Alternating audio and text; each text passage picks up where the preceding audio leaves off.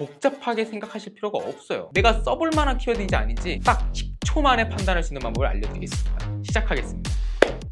안녕하세요, 로알람입니다. 여러분, 분명 같은 영상을 보고 같은 강의를 듣고 시작한 블로그 부업인데 누구는 월에 300, 400까지 벌고 있고 누구는 6개월이 넘어도 수익이 자꾸만 바닥을 맴돌고 도대체 무슨 문제가 있길래 이렇게 큰 차이가 나는 걸까요? 오늘은 제가 이거에 대한 힌트를 좀 드리려고 합니다. 사실 사람마다 정보를 이해하는 정도나 체화하는 속도는 조금씩 다르기 때문에 성과가 나타나는 데에도 모든 사람들의 속도가 다른 건 당연한 거예요. 예를 들어서 정말 공부 잘하는 학생들을 모아놓고 똑같은 수업을 해줘도 그 안에서도 누구는 1등급을 받고 누구는 5등급을 받잖아요. 똑같은 겁니다. 근데 또 그렇다고 선생님이 성적이 잘 안 나오는 학생을 포기하면 안 되잖아요. 제가 여러분들께 에센스 블로그라는 부업을 알려드렸기 때문에 모든 분들이 제 영상을 보시고 또 강의를 들으시고 월에 300만 원, 400까지는 아니더라도 월에 100만 원 정도는 벌게 해드리고 싶은 마음이 정말 크거든요. 그래서 제가 오늘 에센스 블로그로 월 100 이상은 꾸준히 벌고 있는 수강생들의 비법들을 탈탈 털어왔습니다. 꾸준함, 실행력 이런 거는요, 우리가 공부할 때 문제집과 볼펜이 필요한 것처럼 너무 당연한 기본 준비물이니까요, 그런 당연한 이야기는 하지 않겠습니다.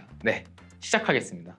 먼저 첫 번째 비법은 키워드 선정입니다. 이건 블로그로 고수익을 내시는 분들의 모든 공통점인데요, 돈이 되는 키워드를 잘 선정하셨다는 거예요. 키워드의 중요성은 제가 정말 1년 전부터 입이 닳도록 강조를 드렸죠. 단순히 1일 1포스팅을 하는 게 중요한 게 아니라요, 일주일에 글 하나를 적더라도 돈이 되는 키워드로 글을 적는 게 중요합니다. 근데 몇 개월째 꾸준히 1일 1포스팅을 하는데 수익이 안 나서 답답해 하시는 분들 사이트를 제가 봐드리면요, 솔직히 너무 안타까울 때가 많아요. 돈이 안 되는 키워드로 글 300개, 400개를 쌓아놓는 건 3000개, 4000개가 돼도 큰 의미가 없기 때문이에요. 그럼 돈이 되는 키워드가 뭐냐 궁금하실 텐데요, 영상 상단에 걸어드린 무료 강의에서 키워드에 대해 정말 상세하게 설명을 드렸기 때문에 오늘은 제가 정말 핵심만 짚어서 말씀을 드리겠습니다. 사실 가장 좋은 키워드는요, 당연히 검색량은 높고 문서 수는 적고 클릭단 비용은 높고 클릭률도 높은 키워드입니다. 근데 이건 사실 초보자분들 입장에서는 애초에 이런 키워드를 찾는 것부터 쉽지가 않아요. 그래서 현실적으로 초보자분들한테 가장 좋은 키워드를 알려드릴게요. 클릭을 유발하는 키워드를 쓰셔야 합니다. 이건 실제로 현재는 수익이 월 500만 원도 넘기신 수강생분도 정말 큰 효과를 본 전략인데, 초보자인데도 불구하고 금방 큰 수익이 나시는 분들이 쓰는 키워드의 공통점 중 하나가요, 검색량은 좀 낮더라도 클릭 유발이 잘 된다는 거예요. 에센스 블로그가 실질적으로 돈을 버는 방식은 사람들이 광고를 클릭을 해야 돈이 들어오는 구조잖아요. 그렇기 때문에 아무리 많은 사람들이 내 블로그에 들어온다고 해도 광고를 클릭하지 않으면 돈이 벌리지가 않는다는 거죠. 클릭 유발 키워드가 뭐냐? 말 그대로 클릭을 하고 싶게끔 만드는 키워드입니다. 가장 쉬운 예시로 바로가기, 다운로드, 신청하기 이런 키워드가 포함되어 있는 거라고 생각하시면 되는데요, 그냥 단순하게 생각해도 종소세 신고기간이라는 키워드와 종소세 환급금 신청하기라는 키워드 중에 여러분들은 어떤 걸 클릭하고 싶으신가요?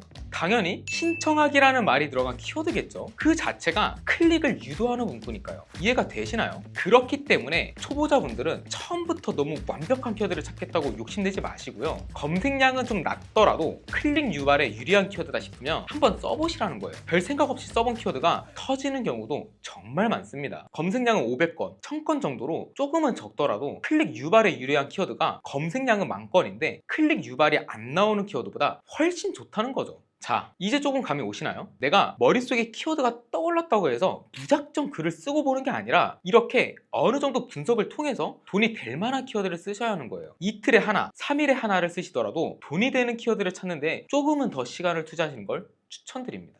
자, 두 번째 비법은요, 내가 먹을 수 있는 키워드를 선정한다. 이게 무슨 말이냐? 첫 번째로는요, 돈이 되는 키워드를 선택해야 한다고 말씀을 드렸죠. 사실 가장 돈이 많이 되는 키워드는 명확해요. 대출과 보험 이런 관련된 키워드들입니다. 근데 문제는 뭐냐면 이건 우리 같은 신생 블로거들은 절대로 상위 노출이 불가능한 키워드예요. 대출과 보험 키워드는 큰 기업에서부터 대형 블로거들까지 싹 다 노리는 키워드이기 때문에 단순하게만 생각해봐도 이제 막 블로그를 시작하는 우리들이랑은 아예 경쟁 자체가 안 된다는 겁니다. 체급 자체가 틀려요. 그냥 물론 유료 광고를 태운다거나 외부입을 정말 빡세게 잡거나 하는 방법도 있긴 하지만 이 영상을 보고 계실 분들에게는 너무 어렵잖아요. 그래서 초보자분들도 현실적으로 따라할 수 있는 방법을 알려드릴 겁니다. 내가 써볼 만한 키워드인지 아닌지 딱 10초 만에 판단할 수 있는 방법을 알려드리겠습니다. 이건 실제로 저도 쓰는 방법이라 진짜 꿀팁 알려드리는 겁니다. 자, 네이버 검색창에다가요, 로어드라고 입력을 합니다. 그러면 첫 번째 보이는 이 섹션 보이죠? 이 로어드를 접속을 하시고요, 이제 여기다가 여러분들이 검색을 하시면 돼요. 내가 만약에 이 키워드로 돈을 벌고 싶다 하면 여러분들이 로어드라고 검색을 해볼게요. 검색을 했더니 로어드는 PC 검색량이 더 많아요. 지금 보면 전체 통합 검색량이 2310이고요. PC가 1370이에요. 모바일은 940이고. 이거는 약간 골고루 분포가 되어 있긴 한데 제가 만약에 이 키워드로 돈을 벌 거라면 첫 번째로 검색량을 확인하고 두 번째는요. 이 섹션을 봐요. 섹션. 이 섹션 배치 순서가 정말 중요한데 이 섹션 배치 순서가 뭐냐면 제가 지금 로어드라고 검색을 했잖아요. 첫 번째 섹션이 웹문서고요. 두 번째 섹션이 웹문서고 세 번째가 블로그 인기 글이고요. 네 번째가 뉴스예요. 그러니까 이거를 우리가 일일이 키워드를 검색하면서 이렇게 왔다 갔다 할 수가 없어요.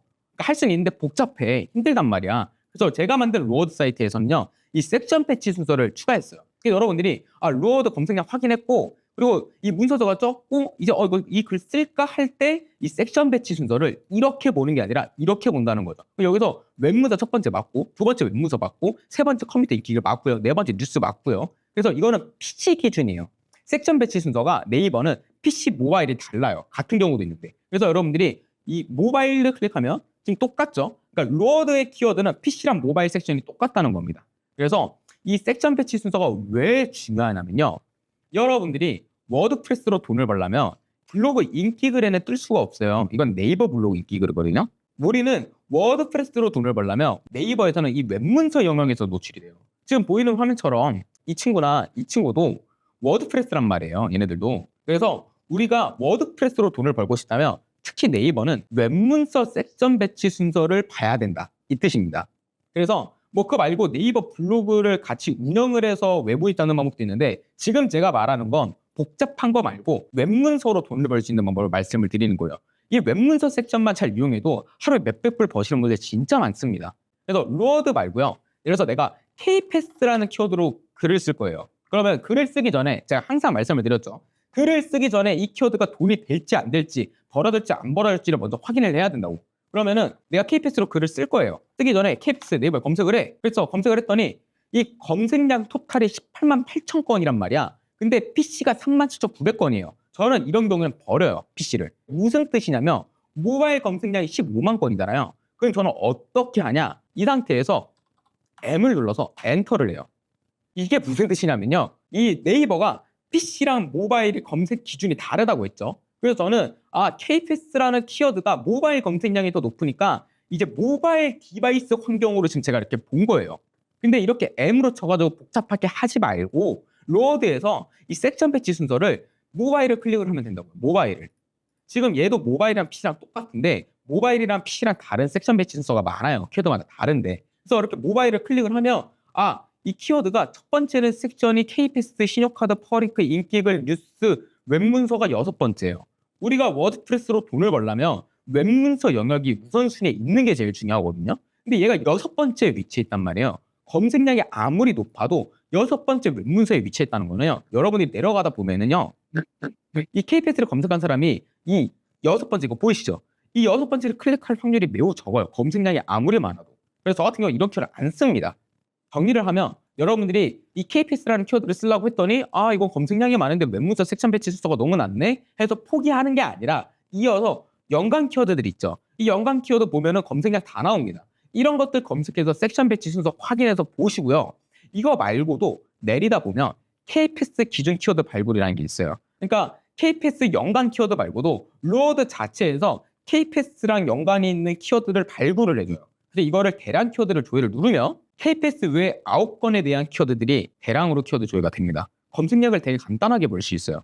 이런 것들을 검색을 해서 내가 만약에 KPass 카드 검색량이 2만 건이긴 한데 검색을 하는 거예요. KPass 카드 검색을 했어요. 그래서 섹션 배치 순서가 얘는 세 번째란 말이에요. 세 번째. 그러면은 얘는 검색량이 낮긴 낮아도 KPass 카드 같은 경우에는 쓸만하겠네? 이런 식으로 보는 거예요. 그래서 결론부터 말씀을 드리면 저 같은 경우는 워드프레스로 네이버 기준으로 돈을 벌 거면 첫 번째는 검색량을 보고요. 두 번째는요. 웹문서 영역이 우선순위에 있는지를 확인합니다. 제일 좋은 거는 검색량이 적어도 웹문서 영역에 있는 키워드라면 저는 써요.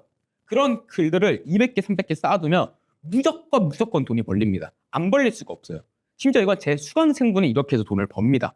원래 키워드라는 게요. 이 웹문서 섹션 배치 순서 말고도 검색량이랑 CPC랑 월 발행량이랑 이런 여러 가지를 다 봐야 되는데 이 부분에 대해서 제가 찍으면은 아예 키워드 편을 또다시 찍는 거라고 생각하시면 돼요. 그래서 이 부분은 제가 추후에 유튜브에다가 로어드 편을 아예 따로 분리해서 찍을 겁니다.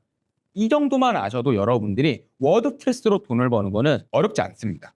이게 끝입니다. 너무 간단하죠? 근데 이 간단한 걸 확인하고 글을 쓰는 거랑 그냥 무작정 돈 되겠다 추측해서 쓰는 거랑은 그 결과에서 어마어마한 차이가 난다는 거예요. 그러니까 여러분들도 이제 글을 쓰기 전에 내가 먹을 수 있는 키워드인지 아닌지를 꼭 한번 확인해 보시고 글을 쓰시길 바라겠습니다.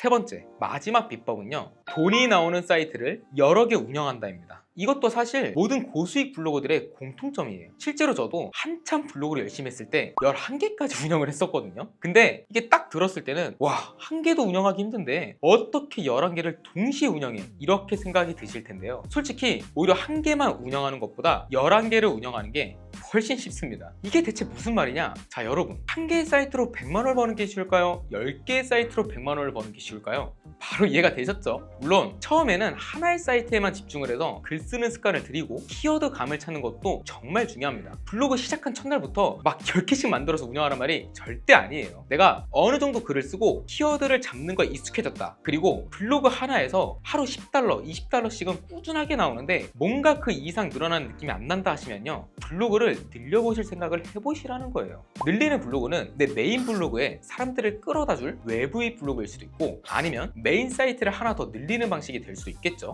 A 블로그에 방문해줄 사람들을 모아주는 역할을 하는 A-1 블로그를 하나 더 만드는 거예요. 쉽게 말하면 내 가게를 홍보하는 전단지를 뿌려줄 알바생 같은 느낌인 거죠.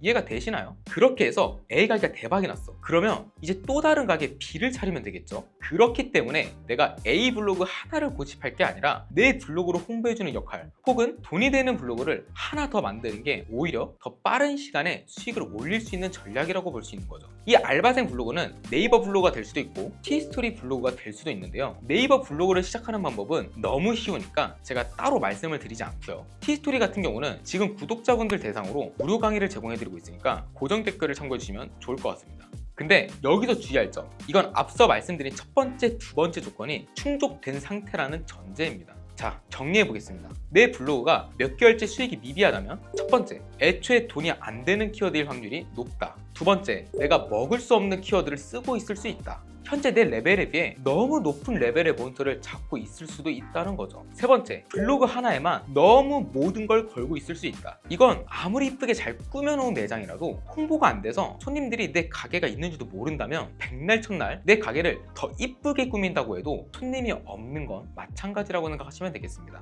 오늘 영상 보시면서 내 블로그의 문제점을 찾으셨다면요, 잠시 글 쓰는 걸 멈추고 점검하는 시간을 한번 가져보셨으면 좋겠습니다. 그리고 추가적으로 에센스 블로그를 운영하시면서 궁금하신 점이 있으시면 댓글로 남겨주세요. 그러면 제가 참고를 한 다음에 여러분들께 더 도움이 될 수 있는 영상들을 많이 만들어 보도록 하겠습니다. 그럼 저는 다음 영상에서 또 좋은 정보로 찾아뵙겠습니다. 감사합니다.